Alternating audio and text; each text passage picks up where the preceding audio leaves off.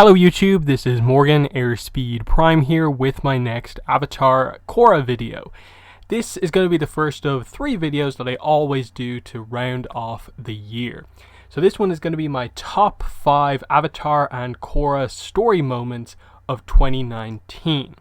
You're also going to see later this month, much more towards the end of the month, just in case any news kind of comes in the next couple of weeks, you're going to see my 2019 Avatar year in review, where I'll go over my thoughts on just in general, the story content of the year, merchandise of the year, news, like just how the year was in terms of excitement level as an Avatar fan this year.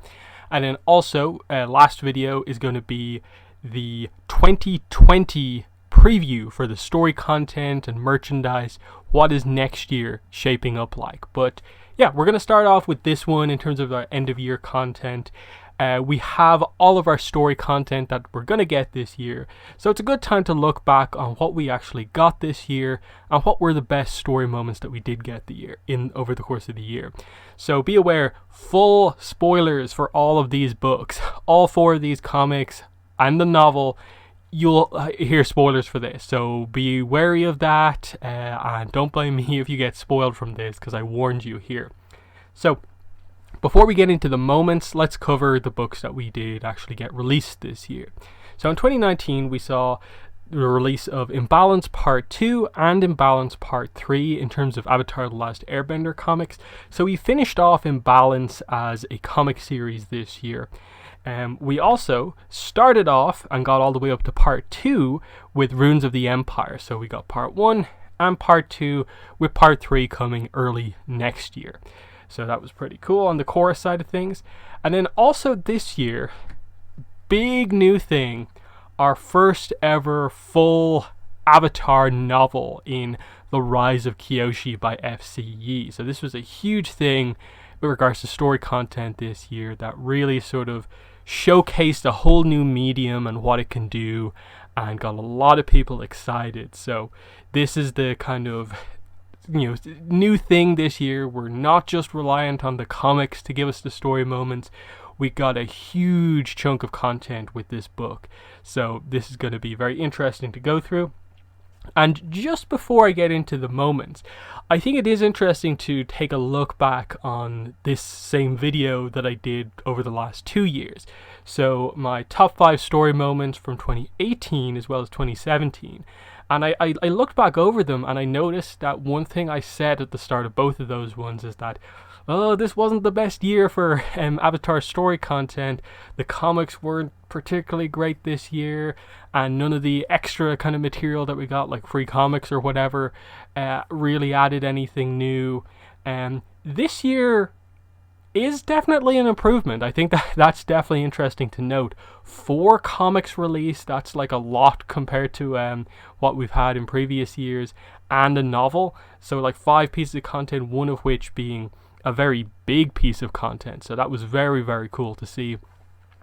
So yeah, this will definitely be a lot more kind of positive moment. I still will say, though, on the comics front, that it still, I don't think, was the best year for doing this type of video in relation to the comics, in that I don't think Imbalance Part 2 and 3, nor I actually think Runes of the Empire Part 1 or 2 were comics that where you really focus in on just 1 or 2 specific moments as being like really, really good. It's more of just that both of them were, both of those series very well written and more telling a sort of story across 3 books rather than really stand out singular moments.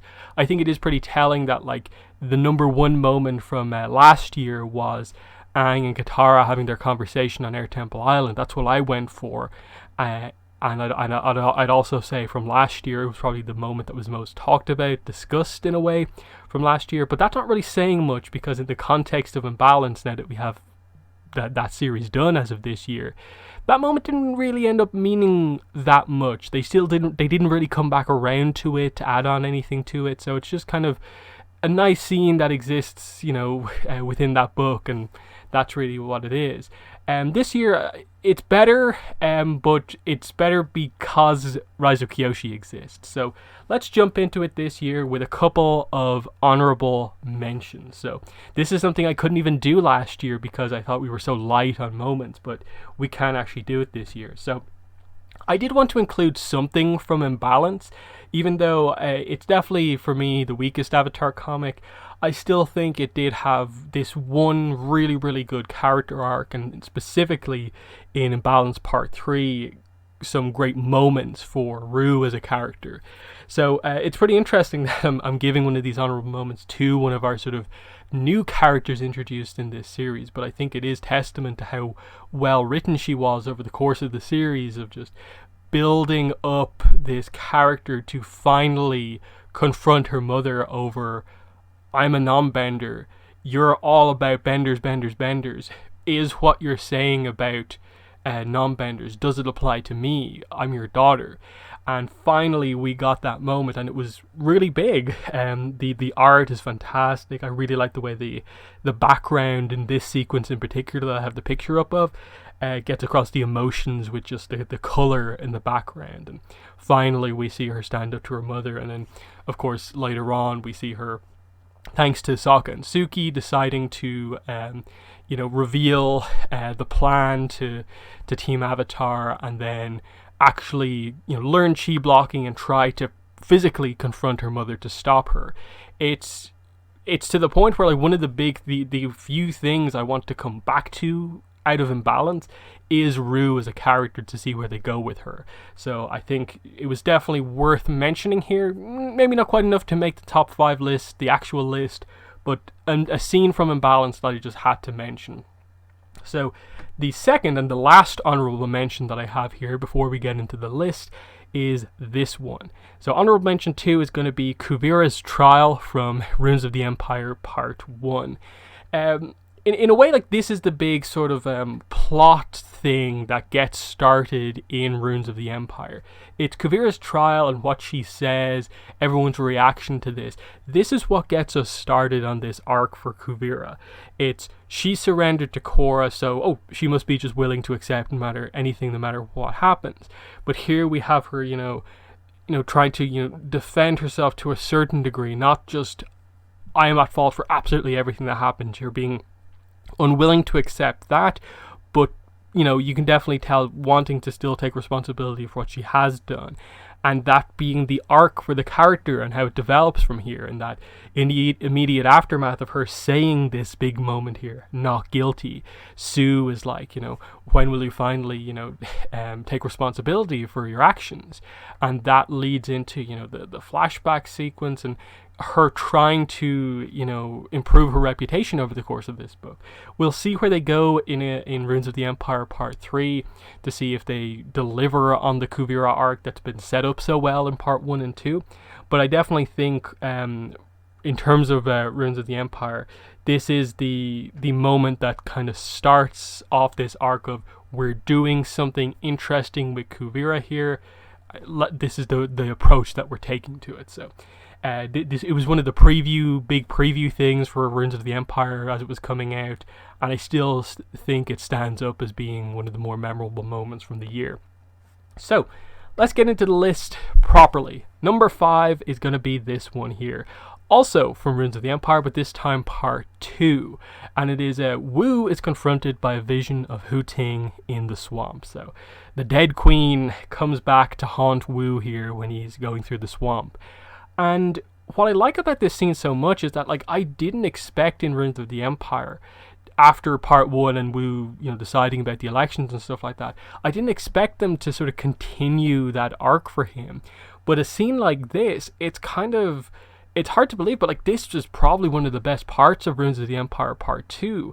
Seeing them really go for this more serious arc with Wu, questioning if he made the right decision, or was he just making that decision because it's his sort of get out of jail free card. He doesn't have to be in a leadership position because he can just say, the people want democracy, and the queen asked the question, do they really? Are you sure they don't just want stability? And it's your decision that you made is more about you not having to do something rather than, it being for the people as such. And it's a very thought-provoking thing for Wu, given that we know that like the things that sort of he wants to do as a character, what did he say, he wants to go off and be like a singer or a dancer or whatever, and it's a very sort of jokey thing, right as he sort of showed some potential as a leader. And we've even seen during parts of Ruins of the Empire, there's that potential as a leader as well. So it asks this question that makes you really wonder, are they going to commit to these elections 100% going forward, or will Wu have to make the big decision here and actually be like, no, we need stability in the Earth Kingdom. We're going to hold off on the elections for now, but we'll think about them going forward. I'm actually going to try my hand at being the king. That would be a big moment, and I actually would really like to see them do that, because I'm almost like, is it too big of a project right now in the comics to have just Earth Kingdom wide elections so soon after they've just gained a little bit of stability back? And I really loved how they did it with the swamp. They brought it up again with like Toph and stuff like that, so I think they'll return to this in part 3, and I hope there's a good resolution on this, because it was a great surprise moment, the perfect character to do this and say this. Definitely feels a little bit like Zuko and Ozai in The Promise, of Zuko getting leadership advice from a villain in Ozai, but a villain who is that sort of strong leader. You may not agree with everything he says, but he commanded a level of respect as a leader. And it's something similar here, of just like, here is a queen who wasn't a particularly good queen, but she kept control. Stability left the Earth Kingdom when she died, and there's something to that she maintained a certain level of stability there. It might not have been perfect for everyone, and it might have been really problematic in so many ways, but it's that idea of like she was a leader. She made decisions, not all of them great, but there was a certain level of strength to what she accomplished. And so is there, how much stock do you put into what she says here? Is it just meant to sort of have Wu doubt himself but stick to his guns, or really make him question if he has made the right decision, and actually maybe ask him that like it probably is better maybe to make the other decision, to reverse on what he's done? Very, very interesting scene. Given that they didn't do too much with Kuvira in Ruins of the Empire Part 2, they left it for Part 3 to resolve. This is probably one of the more thought-provoking ones in terms of speculation going into the last part of Ruins. So, great moment, definitely. And then, we get into the Kyoshi list from here on out, pretty much. So, number 4, our first Kyoshi moment here, the past actions of Kuruk's companions revealed by Tagaka. So this is this scene that takes place obviously during the first big sort of trip section of the book, where Yoon obviously at this point is the thought to be the Avatar. They go out to have this negotiation with the pirate here, Tagaka, and he brings of course his mentors with him. And while they're there, we get this very interesting moment where Tagaka shows her personality really well, of like, all the good characters are sort of suspicious of her because she's a pirate, but she has the reaction on the other side of things of just like, you've brought these sort of like murderers basically into this meeting, you can understand why I'm on edge. And all the other characters are like, what are you talking about? And she reveals like the sort of darker history of Kuruk's companions in Jianzhu, Kelsang, and Heiran. That like Heiran has like the highest like kill count in Agni Kais in like recent history. That's like a surprising thing for that character. Jianzhu, they bring up the whole Gravedigger of Zulu Pass thing, which again gets revealed much later on in the book. And it's this really interesting scene that just gets you thinking about these characters, and very much what like the Rise of Kyoshi sort of plays with in terms of like who are the good characters, who are the bad characters, given that Kyoshi ends up teaming up with basically a group of bandits, Dao Fei, over the course of the book. and it turns out that the Earth Sage is the main villain in the book. And this scene here where Tagaka basically reveals that kind of villainous streak in Jianzhu, no one quite believes it here because he's one of Korra's companions. There's no way that means what we think it means, and they sort of justified it by being like, this is what the bandits did, this is what I had to do. But it's such a brutal action when we find out what he actually did much later on in the book. It's amazing to think about. And then you also have it for Kelsang, who of course was an airbender, finding out that he led to the death of like so many pirates by creating that giant, typhoon out at sea. And she presents the idea that the best threat is like one you only have to perform once.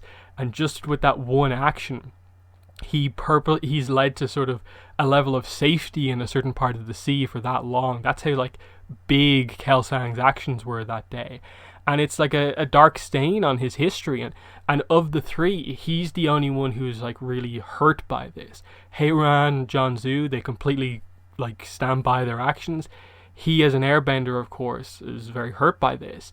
And so you get to like the end of the book, and they talk about how like his name is sort of almost like etched out of like Air Nomad history because he took a life. And Kyoshi's like, no, put his name back in. That she can't agree with that, based on what she knows of the man. I just like it for so many people may not be one of the absolute greatest moments in the Rise of Kyoshi, given how many great moments there are. But for me, it was such a fantastic moment early on to really sort of present those ideas that this book deals with, given how heavily it deals with these sort of the good and the bad of Dao Fei, and that sort of philosophy in the Earth Kingdom of like, you do have this great camaraderie, and people who are less well off kind of like banding together to go against the sort of corrupt system as we know it, with the way the Bossing Say, the Earth King and stuff like that is run. Versus the cruelty of other groups of Dao Fei that we, of course, get to see with the Yellow Necks and so on. It created that just the characters are this blend of sort of good and bad. They're not all just, this character is a hero, full stop, this character is a villain. And given that the book overall is about Kyoshi, the avatar who is almost like the most grey, like going into this book, she's the one who is like utterly like has no remorse about, I killed Chin the Conqueror. Aang's like, oh, but it was kind of an accident. She's just like, no, I killed him.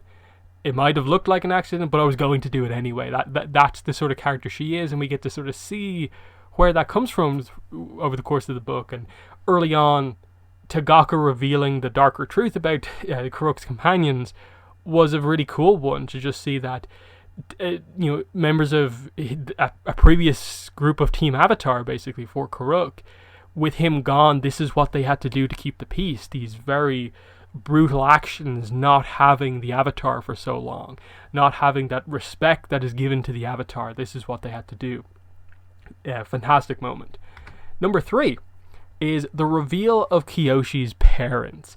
So this is one of those ones where like, is it an individual moment? It's sort of more spread out over a few scenes, but it obviously is very linked in with the introduction of the Flying Opera Company, Kyoshi's group over the course of the book. Like we found out what was in the case she was carrying around, the artifacts of her family type thing, like where the headdress comes from, where the fan comes from. And then when she meets these people, we get the full reveal about her parents, Jasa and Hark. And specifically, her mother is probably the more interesting one with regards to her mother was an airbender. That explains the fans. That previously were just like, fans, that's a very interesting and unique weapon for Kyoshi to have. And we noted, like, when Aang used them in that episode, that like, oh, they're very fitting for an airbender.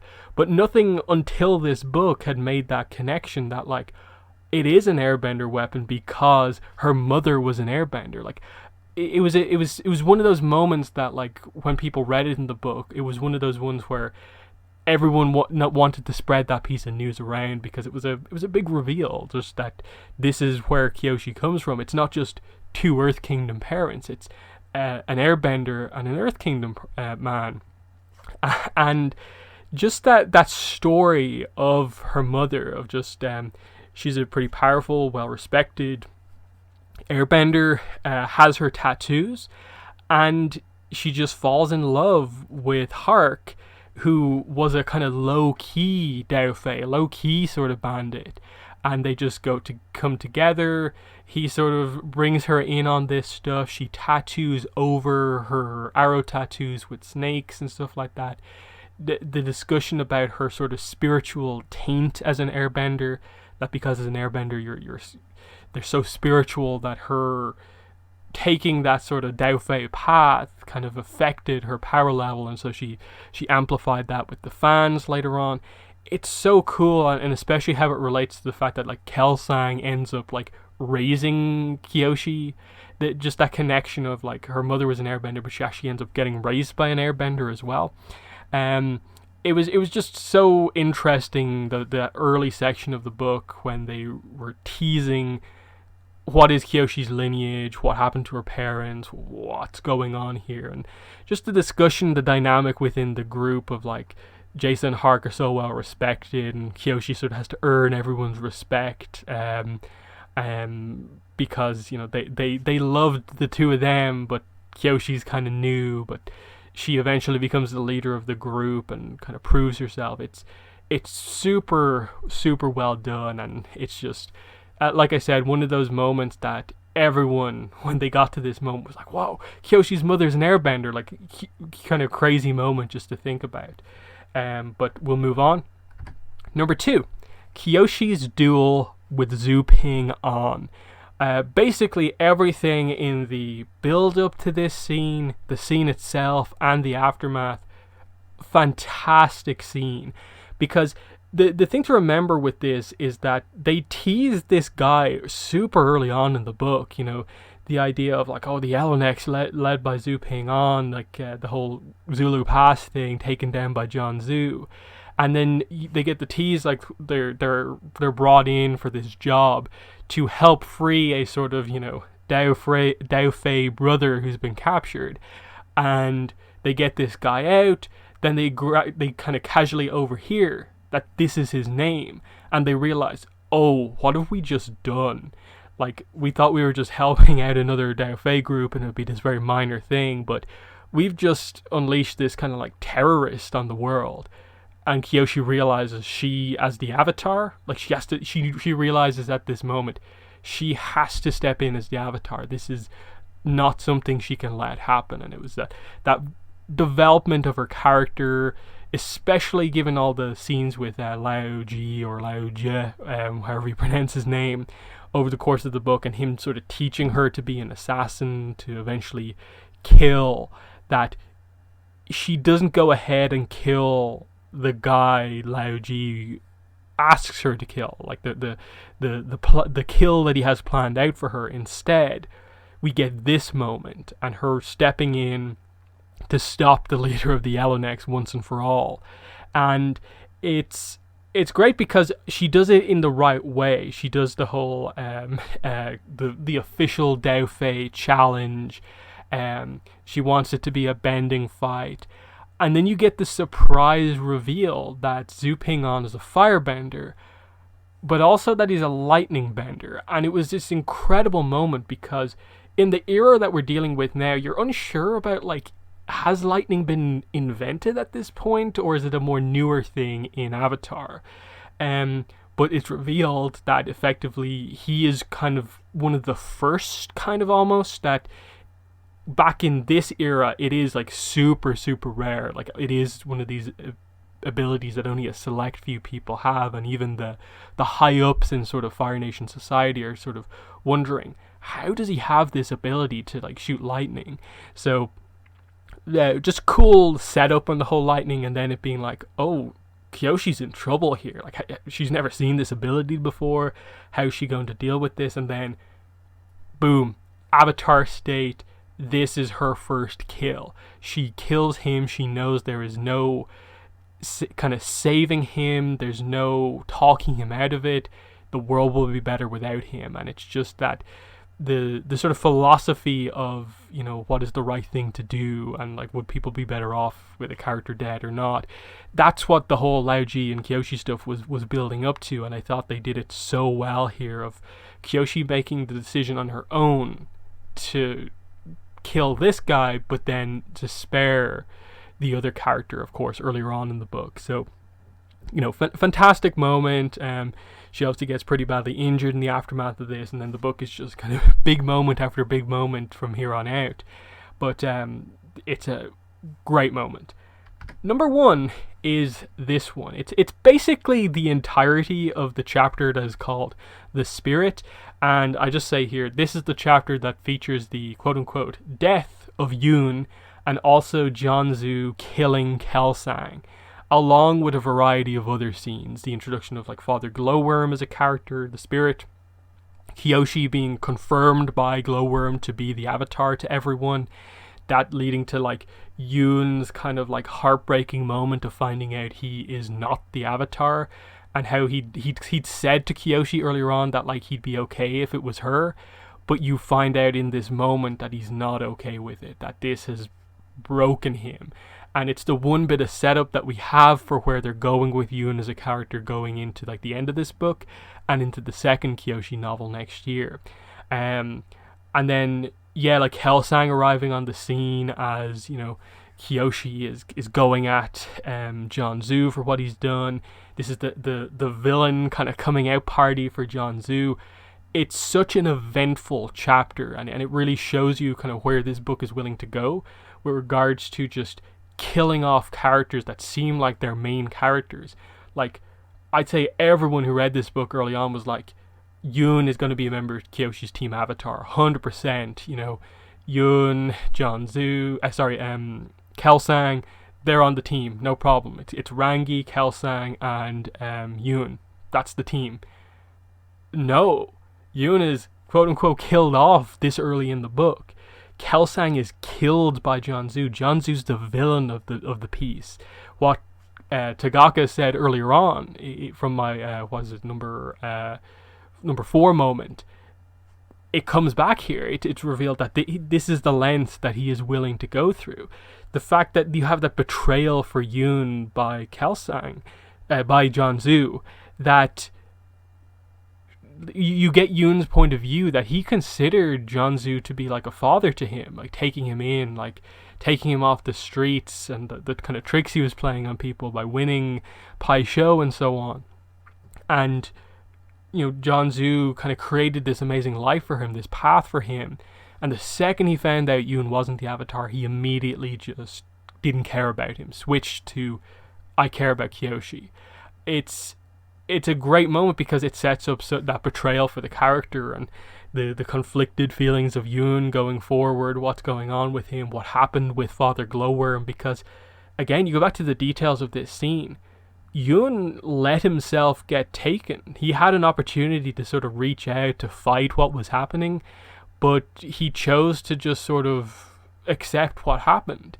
And it just is big moment after big moment, and this is the moment where Kyoshi obviously is immediately separated from the sort of stability that she has at the start of the book in Yokoya, and this is why she kind of has to go on the run, has to get sort of underground training from the Dao Fei. She has to embrace the sort of her history, her family lineage, by learning from the Dao Fei, and it sets up, this is her team avatar. Really well done.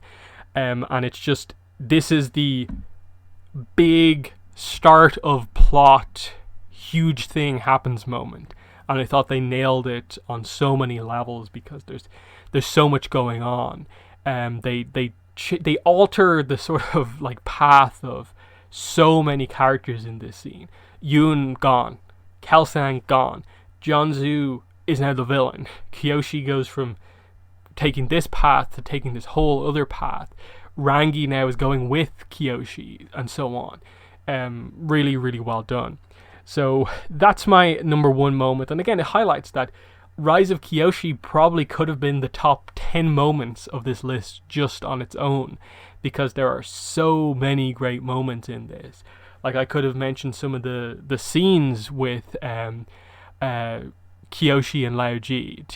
Was it Tianhai, Tieguai, the immortal, or whatever his kind of alternate name is. Those scenes where they reference like how you live to be that long. I could have referenced the scene where they break Zuping on out, and the bending sequences that we have there, the fight scene on the iceberg earlier on in the book, all the little detail scenes as you go through as well. Some of the more emotional scenes with, like, say, Lek and Kyoshi, the death of Lek much later on in the book. Even some of the more sort of political, the Jianzhu getting himself more and more deep into the hole he keeps digging for himself as he gets more and more enemies and has too big of a lie to hold in and stuff like that. It's amazing how just one book has immediately made like 10 times the amount of intrigue and content for the year, and that there's so much in just this one novel compared to like 4 comics that were released this year. So definitely 2019, a huge improvement, and a lot of that is because we got novels. And so a big thing going forward for me is like, okay, second Kyoshi novel next year, but after that, what is the plan for novels? What's your next topic? Because novels now hold this sort of path to tell stories on the depth that we need. So I'm very hopeful going forward. But yeah, that has been my top 5 Avatar and Korra story moments for 2019. In the comments, let me know what your favorite moments were from the content that was released this year. But that's been the video. Thanks for watching, and bye.